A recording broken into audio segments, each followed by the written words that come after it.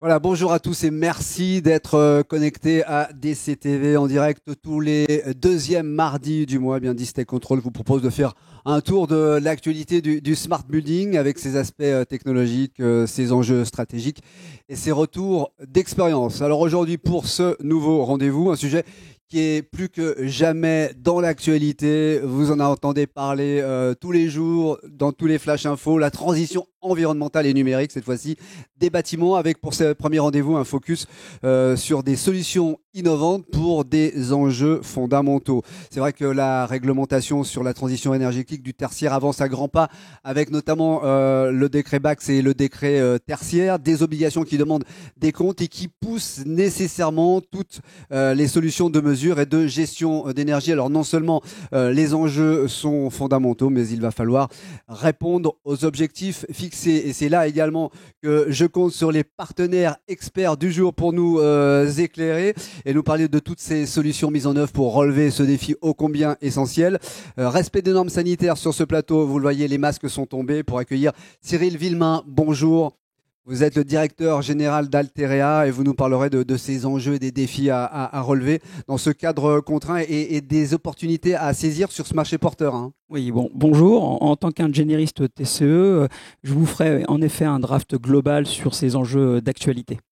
Teasing, il est fait. Jérôme Violet, président de Meta2E, un intégrateur qui rayonne sur la région Auvergne-Rhône-Alpes. Quelles solutions à mettre en œuvre pour atteindre d'ailleurs quels objectifs réglementaires ? Oui, bonjour, donc Violet. Oui, notre rôle, ça va être un petit peu justement de mettre en musique ce qu'écrivent la maîtrise d'œuvre pour appliquer tout ça, paramétrer, optimiser, réceptionner les installations. Mettre en musique, ok, mais est-ce que la partition est facile à jouer ? Pas toujours. Pas toujours. On va en parler durant ce rendez-vous. Eric Jeunet, responsable commercial chez Distech Controls pour la région Grand Ouest. Vous nous ferez part de votre expertise sur le système de gestion technique permettant la réduction de quoi, par exemple ? Oui, bonjour. Donc, je vous parlerai en tant que spécialiste de la GTB pour tout ce qui est solutions digitales pour améliorer tout ce qui est efficacité énergétique. Ouais.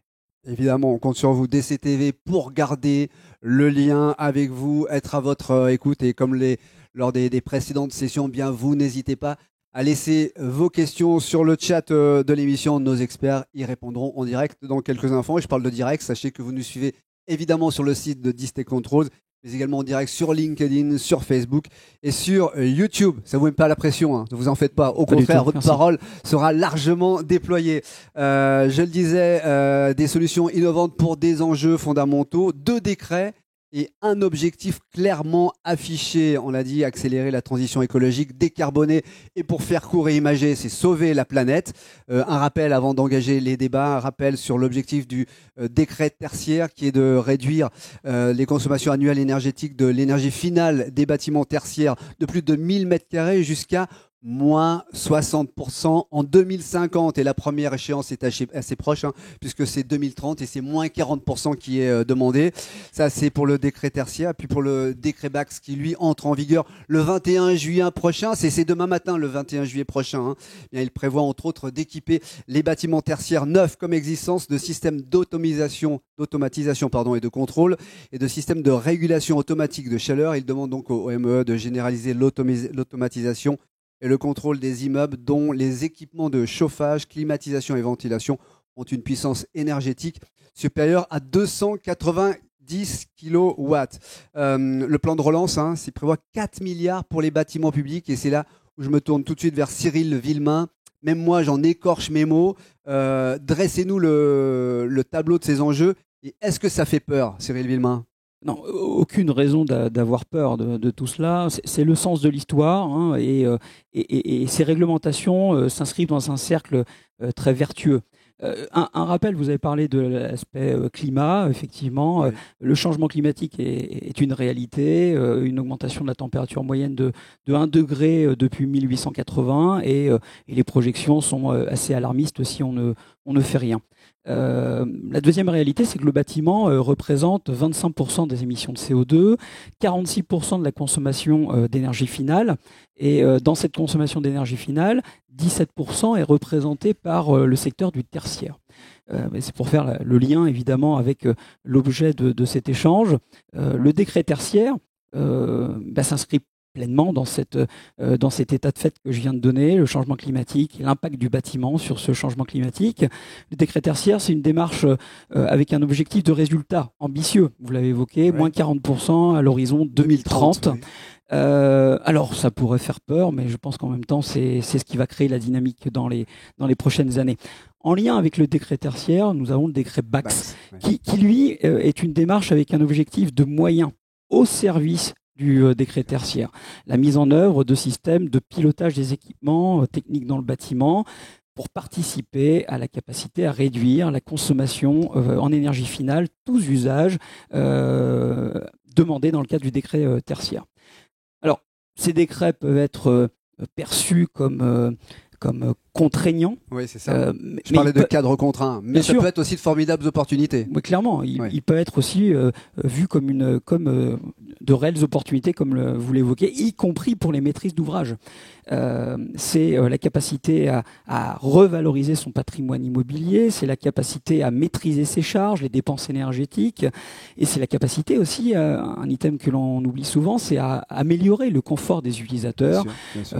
des bâtiments moins énergivores et plus confortables pour les utilisateurs. Bon. Voilà le spectre global. On vous écoute religieusement, en effet. Faut pas subir, faut transformer cela en opportunité. On l'a bien intégré, on l'a bien compris. De là à le mettre en pratique, il y a peut-être un gap qu'il va falloir franchir. Quelle est la bonne marche à suivre? C'est la question que je vous pose à tous les trois. Hein. Quel est le mode d'emploi, entre guillemets? Comment vous vous y prenez? Donnez-nous des exemples. La bonne marche à suivre, Cyril Villemain, par exemple. De notre point de vue en tant qu'ingénieriste, la première étape, c'est de réaliser un schéma directeur énergie et patrimoine. Un état des lieux de son patrimoine, l'état de ses bâtiments, l'état des équipements techniques qui sont dans les bâtiments, pour être capable ensuite de décliner des plans d'action, des plans d'amélioration, un plan pluriannuel d'investissement et avec des macro-chiffrages en termes de coûts et d'investissements réalisés dans les 5 à 10 prochaines années. Plusieurs éléments sont à travailler sur le bâtiment. Nous avons des sujets autour de l'enveloppe du bâtiment, ce qu'on appelle l'isolation assez couramment. Tout ce qui sont les équipements dans le bâtiment, les équipements de chauffage, ventilation, climatisation, éclairage et tous les autres.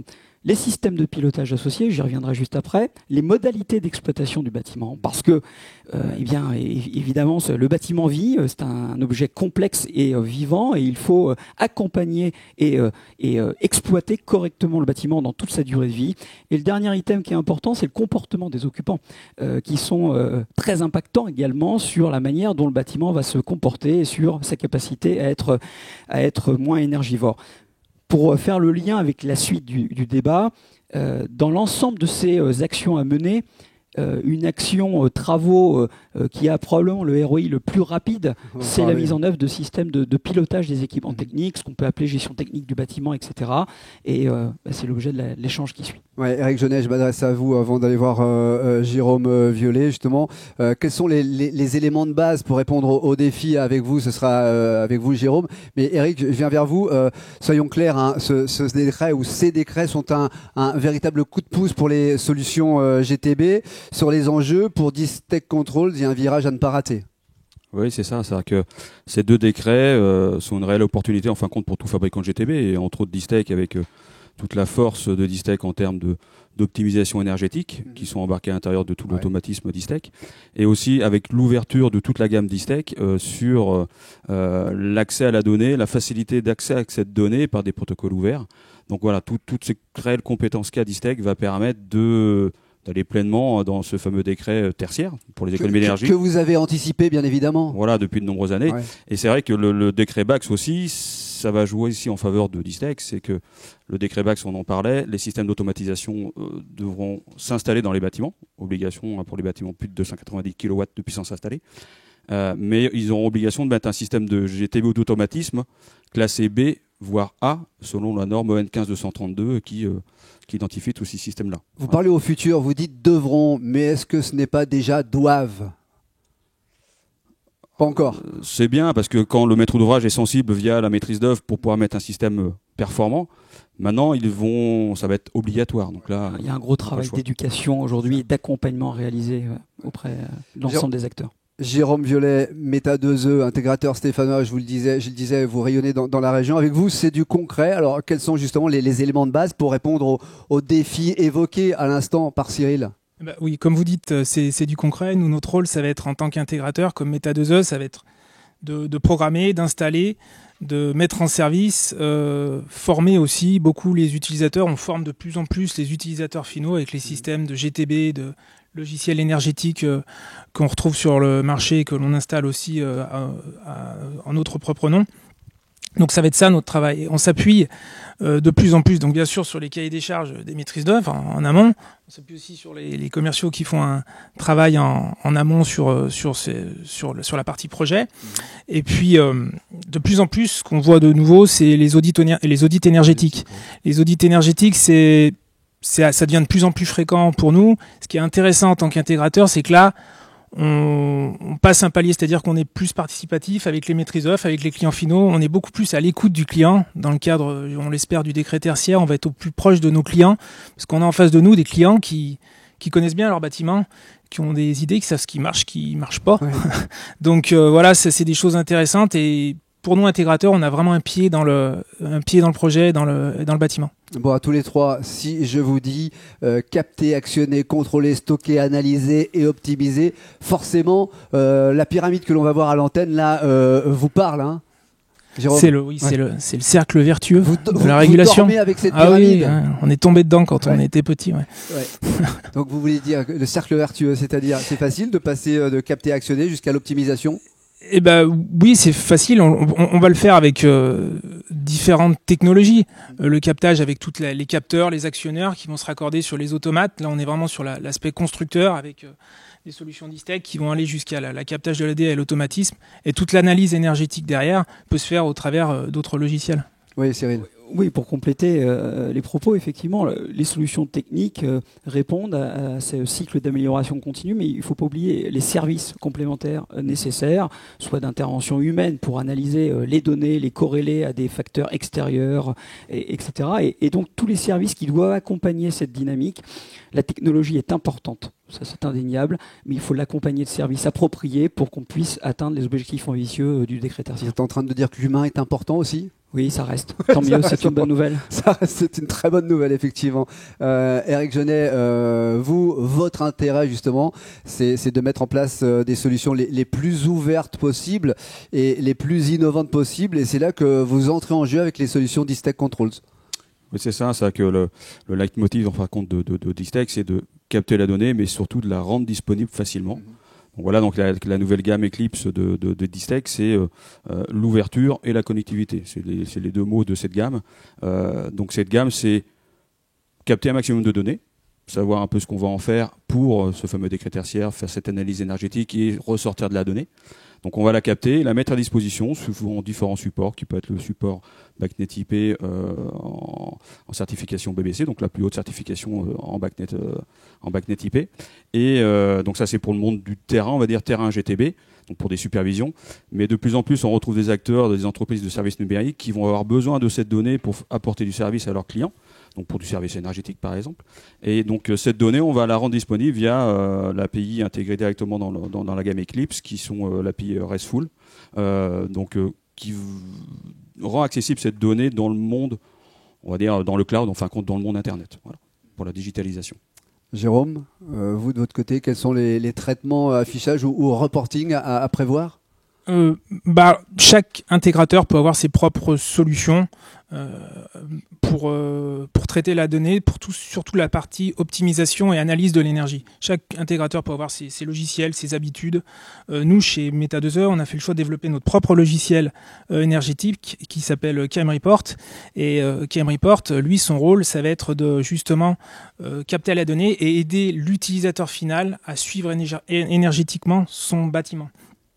Donc ça se caractérise qu'il va pouvoir suivre, par exemple, faire un plan de comptage assez précis de son installation. Il va pouvoir faire du reporting très détaillé avec des envois hebdomadaires, mensuels de toutes ces analyses énergétiques. Donc toutes ces fonctionnalités, j'en oublie des tas, mais on va pouvoir vraiment faire à façon des analyses très fines pour aider l'utilisateur à son suivi de son installation. Et donc vous avez effectivement développé votre propre logiciel de gestion économique, c'est ça C'est ça, ouais. On l'a développé par notre équipe d'ingénieurs en informatique là, chez Meta2E depuis une bonne dizaine d'années aujourd'hui. On a aussi ce logiciel, il est utilisé par Meta, bien sûr, Meta2E, au mieux, mais aussi on a la chance aussi de pouvoir aussi en faire profiter certains de nos collègues intégrateurs qui sont formés. C'est qu'il est performant, votre logiciel. Il est performant, on a même réussi à convaincre certains de nos collègues intégrateurs de le choisir, et on a formé aussi nos collègues intégrateurs sur ce logiciel-là. Alors moi je vous écoute, capter, actionner, contrôler, stocker, analyser et évidemment, in fine, le Graal, optimiser. Mais à tous les trois, quels seraient les principaux freins à relever, que ce soit sur la démarche projet ou sur le technique? Cyril, allez-y. Oui, sur la démarche projet. Ouais. C'est votre domaine, ça. Ma vision, c'est que le bâtiment est en train de vivre une mini-révolution. En intégrant dans le bâtiment la dimension système d'information. Et on va rentrer dans les prochaines années sur le lien entre la technique du bâtiment, les équipements techniques, etc., et cette dimension système d'information qui est nouvelle pour le bâtiment. Et dans ce cadre-là, il y a un accompagnement de la filière globale qui est à réaliser auprès des bureaux d'études, des électriciens, des chauffagistes, des exploitants, des constructeurs et des intégrateurs. C'est un rôle que je considère être primordial, le rôle d'intégrateur, qui est un petit peu le chef d'orchestre de la mise en œuvre de ces systèmes. Je voudrais aussi compléter que un système de on l'appelle GTB, GTC, Smart Building, peu importe, ce ne sont pas des systèmes magiques. On ne met pas en place le système, on s'en va et on dit ça fonctionne. Ça nécessite une bonne conception, donc une bonne étude, une bonne conception, une bonne mise en service, un bon paramétrage, une bonne mise en service, une bonne réception. Tout comme on réceptionne les travaux classiques dans un bâtiment, il nous faut aussi correctement réceptionner ces systèmes-là, et une bonne exploitation, comme je l'évoquais tout à l'heure, maintenance, suivi, évolution, etc., pour s'assurer que ces systèmes-là, qui sont performants à l'instant T, continueront à l'être dans les années qui viennent. Voilà, donc on passe progressivement d'un monde de GTB à une notion de Building Operation System, et ça rejoint les propos d'Eric sur cette ouverture avec les API, la connexion au cloud, la mise à disposition des données. Je crois qu'on a des années devant nous qui sont effectivement très passionnantes. On parle des principaux freins à relever. Là, vous nous parliez, Cyril, de l'aspect projet. Sur l'aspect technique, ce seraient lesquels pour vous, Jérôme ou Eric? Sur l'aspect terrain, ce qu'on rencontre et les questions qu'on a souvent de nos clients, c'est le budget. C'est ce qui revient quand même assez fréquent. Ça coûte combien? Est-ce que ce que je vais installer va être rentable? Finalement, j'ai une installation, dans certains cas, les installations en termes de confort peuvent bien marcher pour l'utilisateur. À part gros problème d'inconfort vraiment avéré dans un bâtiment, on consomme peut-être trop, on sait qu'il y a des gisements de performance énergétique à analyser de manière fine, et on sait qu'on peut avoir des tas de potentiels, mais le client lui-même, il faut le convaincre. Et c'est le principal frein que je vois. Peut-être aussi le deuxième frein, c'est aussi travailler en site occupé. C'est pas toujours évident pour l'utilisateur de se mettre dans ce positionnement-là. On le voit aussi pas mal, comment on va s'organiser. Donc c'est une organisation côté intégrateur et côté client. Il faut s'adapter. Nous, on est adapté pour ça et on est fait pour ça, mais voilà, c'est pas forcément acquis tout de suite. Précision, Eric, à apporter sur ces freins que vous voyez, que vous avez identifiés? Ouais, une petite précision, c'est-à-dire que les freins qu'il y avait, c'est qu'il n'y avait pas d'obligation avant. Oui, c'est le système de GTB. Donc, ce n'est plus optionnel aujourd'hui. Voilà, souvent le système de GTB, comme on dit par chez nous dans notre jargon, c'est la 5e roue du carrosse. Donc c'est-à-dire que quand il n'y a plus de budget, on enlève la GTB. Voilà, donc là on ne pourra plus l'enlever. Ça sera plus le cas. On ne pourra plus l'enlever, mais pour éviter que les maîtres d'ouvrage soient frustrés, c'est bien, en fin de compte, de faire un travail en amont avec la maîtrise d'œuvre pour expliquer le bien fondé de système de GTB, avec les gains énergétiques que ça va apporter. Ok, l'obligation, mais il y a quand même des résultats derrière. Voilà. Donc c'est un travail d'équipe, je pense. Oui, vous le soulignez, effectivement, ça va devenir, et on va considérer que c'est désormais une obligation. Alors comment faire sauter tous ces verrous Jérôme Violet, vous dites, il ne faut pas vivre tout ça comme une contrainte, effectivement, Cyril l'a précisé, mais il faut le transformer en opportunité. J'ai bien entendu, ça coûte cher, mais combien ça coûte? Et vous, votre argument, c'est le retour sur investissement. Retour sur investissement. Donnez-nous un exemple, par exemple. On a des exemples très concrets, c'est assez rapide, justement. On a la chance de vendre, de développer des outils qui permettent de démontrer à nos clients que le retour sur investissement peut se faire assez rapidement. J'ai un exemple concret en tête d'un grand client qui a son siège social en région lyonnaise avec son data center à Thonan, qui lui a fait une démarche inverse, c'est-à-dire qu'il a d'abord fait le choix d'acheter et d'investir un minimum au départ sur le logiciel de gestion énergétique, donc le KM Report, et ça lui a permis de justifier des potentiels travaux d'investissement auprès de sa direction. À ce moment-là, dans un premier temps, ouais. Et le message de sa direction, il nous l'avait fait passer d'ailleurs il y a une dizaine d'années. Il nous a dit, écoutez, moi je ne lancerai pas de projet, ma direction ne lancera pas de projet si le ROI est inférieur et supérieur à 2 ans. Ça nous paraissait peu. Et je me suis dit, tiens, c'était un beau défi. Oui. Mais finalement, on voit là, au bout de 10 ans, qu'on a mis en place 4-5 projets qui ont été réalisés. Et nos outils, en plus d'avoir convaincu sa direction de le faire, parce qu'on a fait des simulations énergétiques, on a un changement des équipements, en faisant des réglages divers dans le bâtiment, notre outil a aussi permis au monsieur énergie, à l'exploitant de ce bâtiment-là, de prouver qu'il avait atteint ses objectifs, et les retours sur investissement ont toujours été là. Donc il y a des gisements dans des bâtiments qui ont 15-20 ans, on le voit dans le métier de l'intégration au quotidien. Il y en a des tas. Il y a des tas de sujets. Et en général, tout paye à la fin, quoi. Ouais. Cyril Villemain, oui. Oui, il y a le nombre de passoires thermiques existants sur le marché. Il y en a encore beaucoup. Il faut mixer des travaux de fond sur l'enveloppe, sur les équipements techniques, avec ces systèmes de pilotage qui ont un ROI le plus court, 3 ans, effectivement. 2 ans, c'est une belle performance, bravo. Et aussi, dans l'approche de ces systèmes, c'est mixer les compétences du bâtiment, de l'énergie et de la technique de l'automate, on va dire, et du système d'information maintenant. La clé gagnante, c'est de mixer ces compétences pour non plus ne proposer que des solutions techniques, mais des solutions métiers orientées performance énergétique, capitalisation de la donnée, suivi des indicateurs, et être capable de démontrer ces retours sur investissement. J'aime bien cette formule, mixer les compétences. En plus, elle s'adapte à pas mal de secteurs. On mixe tellement pas, il y a tellement beaucoup de compétences. Parlons-nous. C'était d'ailleurs l'objet d'une des émissions de DCTV il y a 2 mois. On évoque les principaux verrous à faire sauter. Je reviens vers vous, Éric Jeunet. En préparant cette émission, vous me disiez, les freins sont à lever, notamment avec la maîtrise d'œuvre. Oui, c'est-à-dire que nous, on sait ce qu'on sait faire. D'accord. Oui. Voilà. On a un système le plus ouvert qui puisse exister. Par contre, on ne peut pas le vendre tout seul. Effectivement, donc ça veut dire qu'on doit convaincre la maîtrise d'œuvre pour qu'elle soit convaincue et le vendre elle aussi à son client, son maître d'ouvrage, et d'y aller de concert pour proposer les meilleures solutions techniques pour répondre aux besoins de votre client et aussi aux différentes contraintes réglementaires qu'on a actuellement. Donc voilà, j'arrête pas de le dire, c'est un travail d'équipe, tout simplement. Mixer les compétences, c'est ça ? Un travail d'équipe, mais qui rejoint le propos d'accompagner la filière.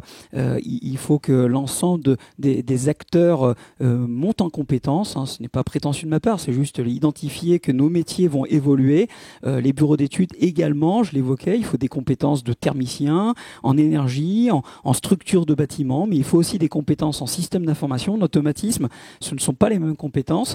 Et nous avons intégré, nous, dans le groupe Alteria, depuis l'origine, l'ensemble de ces compétences, et on voit bien qu'aujourd'hui, ça fait sens au vu de l'évolution des systèmes.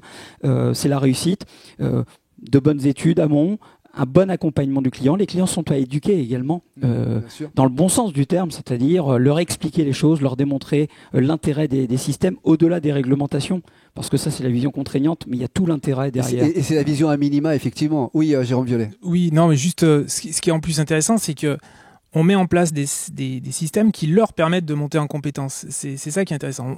On met en application, on met en service des choses et des logiciels qui leur permettent de monter en compétences. Et ce qui est vraiment intéressant, c'est ce qui leur permet... Souvent, ça devient de plus en plus simple, un exploitant, un directeur technique, de le convaincre. Mais il a besoin souvent d'outils pour justifier ça auprès de sa direction, pour justifier des budgets d'investissement. Et ce qu'on met en place l'aide vraiment dans son travail au quotidien pour aller plus loin, lui, dans ses investissements, dans ses gisements énergétiques à trouver, pour mieux s'occuper de son bâtiment et convaincre encore une fois sa direction. Et vous parliez d'outils, ces outils-là, vous les avez déjà ou ça vous pousse à vous aussi à innover constamment ?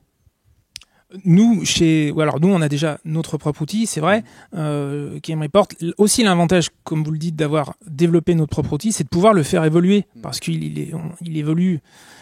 Chaque année, on le développe, on va lui agréger des nouvelles fonctionnalités, et c'est ça qui est intéressant. C'est aussi pour ça qu'on a voulu développer notre propre outil, c'est pour le faire vivre avec les réels besoins qui bougent de plus en plus dans le bâtiment. Oui, clairement, les décrets viennent challenger la profession. Les bureaux d'études, personne n'est épargné. C'est dommage en même temps. Pardon ? Ça vous met un petit coup de pied aux fesses. Vous dites, viens challenger la profession. C'est dommage qu'il y ait eu besoin de ces décrets pour vous challenger. Vous savez, ça se passe souvent comme ça en même temps. Bon. Ouais, donc, ce qui est important, c'est que l'ensemble des acteurs se mettent en mouvement. Et les constructeurs également, Eric l'évoquait, les constructeurs sont aujourd'hui en innovation permanente sur le coup d'après, parce que si on reprend les systèmes de GTB il y a 15 ans, ce ne sont pas ceux d'aujourd'hui. Loin de là.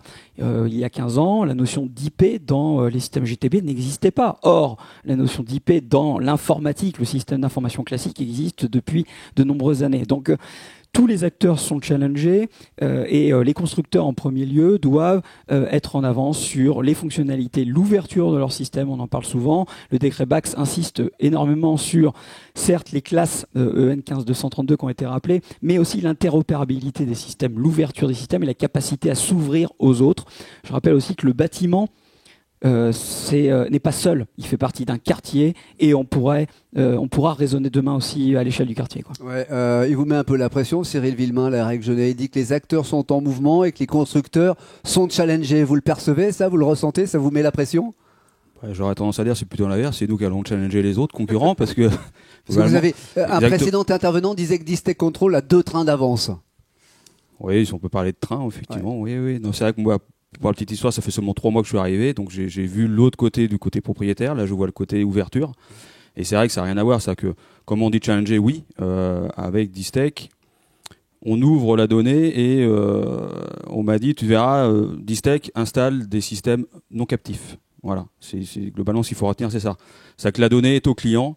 On met certes des produits en place chez ce client-là, par contre, la donnée est à lui. Et il peut en faire ce qu'il veut grâce aux outils de Distech Control avec son ouverture de protocole et l'accessibilité à la donnée. Oui, je complète. L'ouverture d'un système, ce que dispose Distech, c'est aussi sa capacité à être intégré par un grand nombre d'acteurs. On a longtemps parlé de la fermeture technique des solutions, mais un certain nombre de solutions ont été ouvertes d'un point de vue technique, mais en fait étaient intégrées par le constructeur lui-même. Ce qui revient au même pour le client final, c'est-à-dire qu'il se retrouve pieds et mains liés avec le constructeur.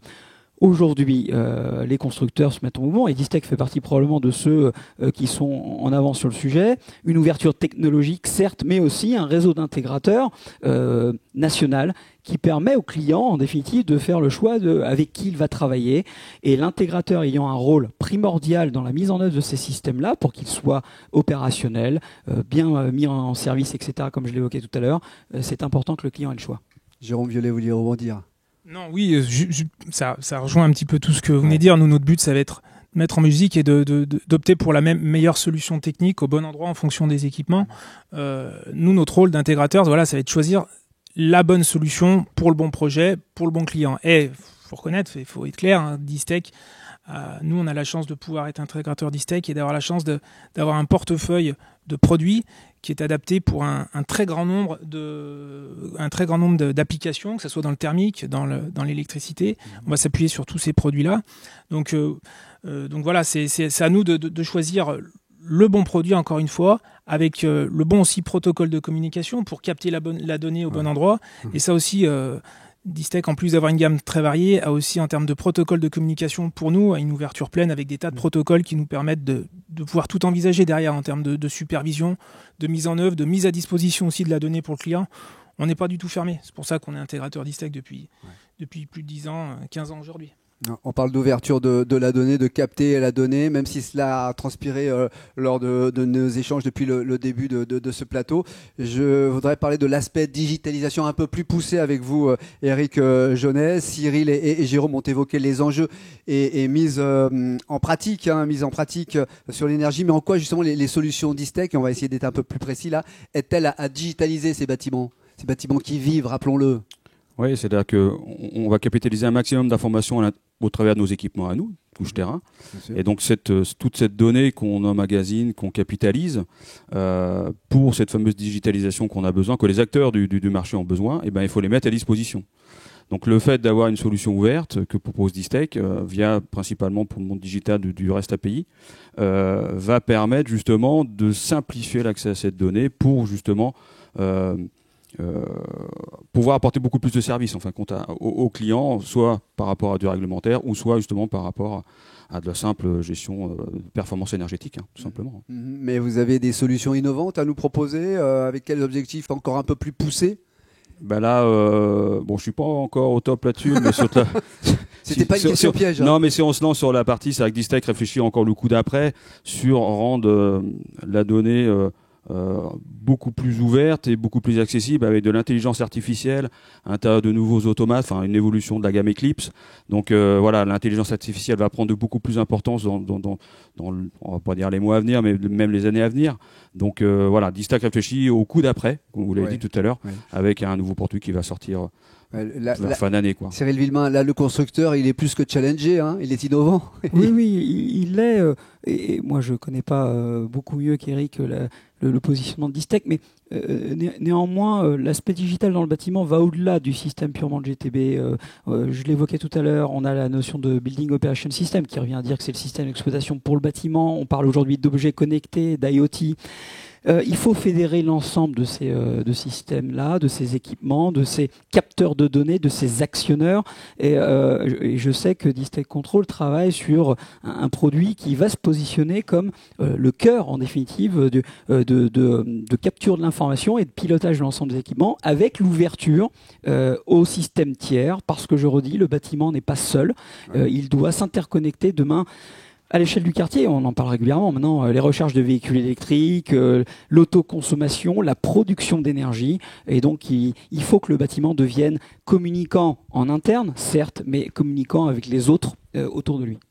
Bon, merci pour ces propos. Avant de passer à la conclusion et d'avoir votre avis sur effectivement ce sujet, quelques questions nous ont été laissées en direct par les personnes qui nous regardent sur YouTube, sur LinkedIn, sur le Facebook ou sur le site de Distech Controls. On veut bien les prendre plein écran si vous les avez en réalisation. David, merci beaucoup. Hop, c'est parti. Va-t-on arriver à les lire ou devant moi j'ai... alors, on y va ou pas? Alors, je les vois sur un autre écran. Elles sont peut-être pas à l'antenne, mais je les vois sur un autre écran. Comment s'assurer d'une bonne réalisation GTB auprès d'un client? Voilà pour la première question. Comment s'assurer d'une bonne réalisation GTB auprès d'un client? Qui prend la réponse? Peut-être tous les trois d'ailleurs. J'aurais tendance à dire déjà choisir le bon intégrateur. Oui. En fonction aussi des besoins. C'est vrai que chaque intégrateur, là je prêche pour ma paroisse, mais chaque intégrateur, faut pas se leurrer, on a souvent nos spécialisations, nos types d'affaires un petit peu fétiches et sur lesquels on se repose depuis des tas d'années. Nous, chez Meta 2E, notre rôle, c'est de faire de la grosse GTB en région lyonnaise et dans toute la région Auvergne-Rhône-Alpes. Donc on est assez connu pour ça. D'autres intégrateurs sont peut-être plus dans d'autres secteurs, comme le monde de l'exploitation, des plus petites installations. Donc j'ai envie de dire, le bon interlocuteur, le bon produit, j'ai envie de dire, Distech peut très bien marcher sur des types d'installations avec tel intégrateur. On en a parlé juste avant l'émission. La même solution technique avec un autre intégrateur, ça va être des fois un petit peu plus compliqué. Chaque intégrateur, des fois, sa spécialité et ses préférences d'installation, de type de projet. D'accord. Vous voulez compléter la réponse, Cyril Villemain? Oui. La première étape, c'est de faire une analyse de la situation et donc, de mon point de vue aussi, une bonne conception. Avant de faire un choix technologique, il faut savoir à quels besoins doit répondre le système, pour quels objectifs.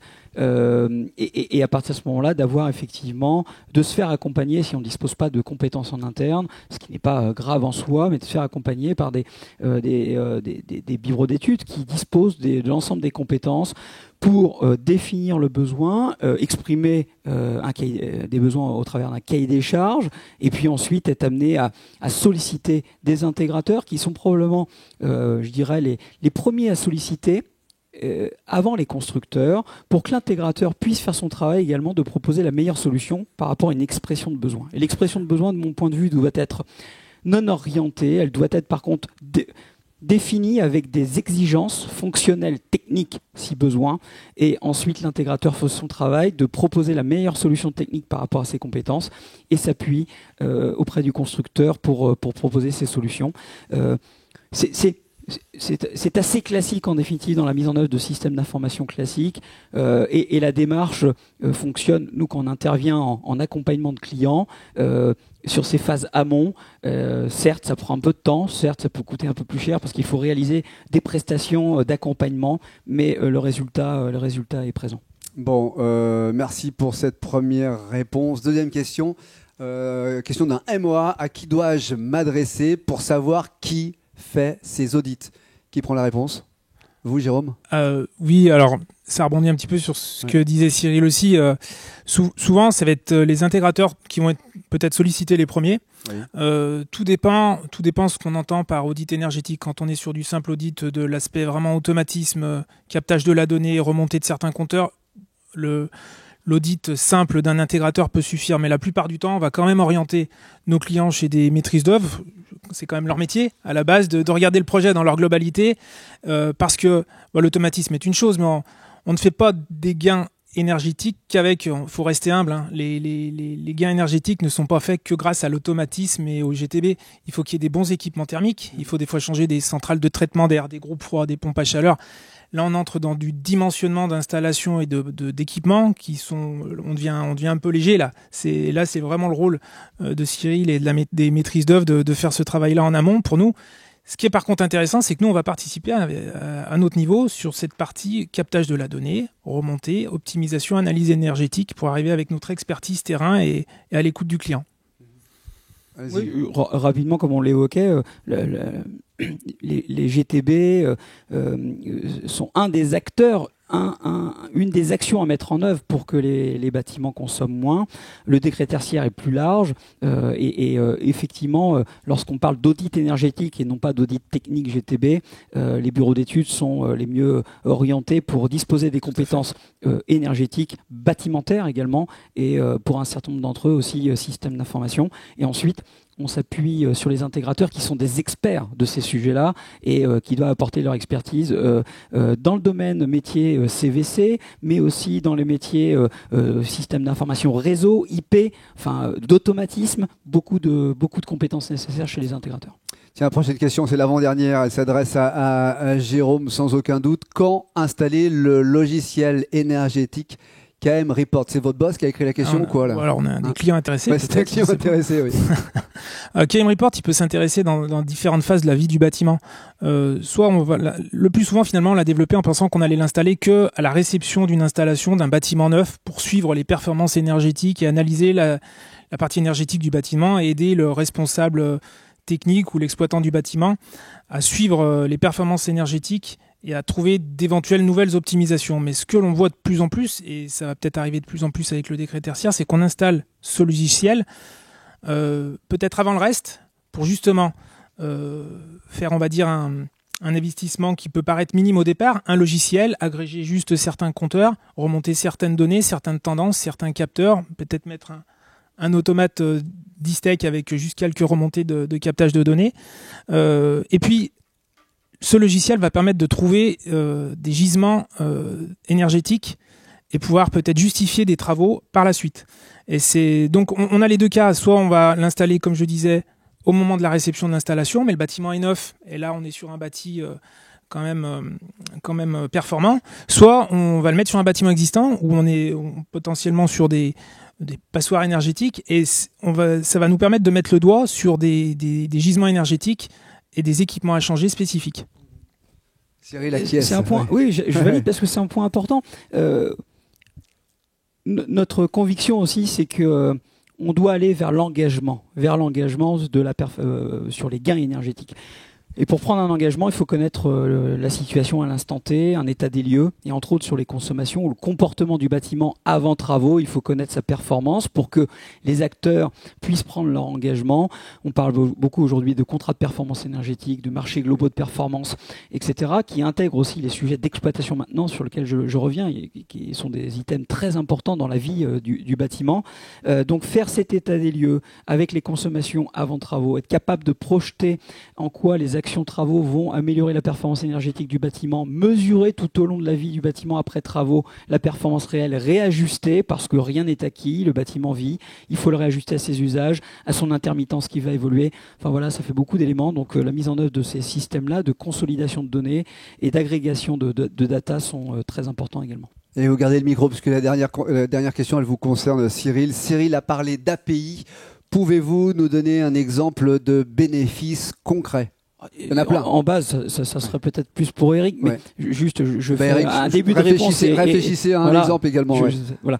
Non, la notion d'API, ça rejoint la notion d'ouverture des systèmes, c'est-à-dire la capacité à donner accès à son système à d'autres systèmes tiers, de donner accès à la donnée, et c'est en ça que c'est important. Ce sont des systèmes informatiques de connexion simples et qui permettent de faire que, et Eric l'a exprimé ainsi, je trouve l'expression intéressante, que la data, la donnée appartient au client et n'appartient pas au système qui l'héberge. Et ça fait probablement toute la différence avec ce qui se passait dans les 15 dernières années. Avec Jeunet. Oui, c'est ça, ce qu'on peut retrouver dans le fonctionnement API, c'est qu'on n'est plus dans le monde forcément de la GTB, la couche terrain. On est vraiment dans le monde du digital, dans le monde du web, avec une multitude d'acteurs qui existent et qui viendront sur ce milieu-là. Hein. Et donc l'API nous permet de donner accès facilement à la donnée pour pouvoir en faire ce qu'on veut, hein, soit le prestataire ou soit le maître d'ouvrage, de faire ce qu'il veut avec cette donnée pour pouvoir la capitaliser, la modéliser, la benchmarker, enfin tout ce qu'on veut. Donc voilà, c'est au moins cette solution, c'est-à-dire que le client, s'il investit avec du Distech, il sait qu'il ne sera pas bridé dans l'avenir. Il aura la possibilité de faire évoluer son système et sa donnée, quoi. Bon, merci à celles et ceux qui nous suivent pour ces questions laissées sur le chat de l'émission. La conclusion, puisque le sujet est capital, mais les enjeux sont essentiels, transition environnementale et numérique des bâtiments. Vous nous avez parlé de solutions innovantes, c'est vrai, pour ces enjeux-là. Moi, je vais me faire un peu l'avocat du diable. Est-ce que, 1, on est prêt ? 2, est-ce que l'on va savoir faire ? 2030, encore une fois, c'est demain. On va savoir faire, Cyril Villemain ?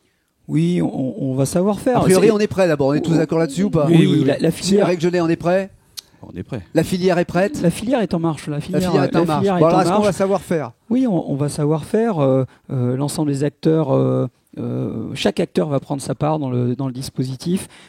Les enjeux sont importants, l'ambition est grande. Néanmoins, on ne part pas de zéro. Ce sont des systèmes qui existent depuis de nombreuses années, sur lesquels on va opérer de la transformation, des ajustements, une ouverture digne de la notion du digital.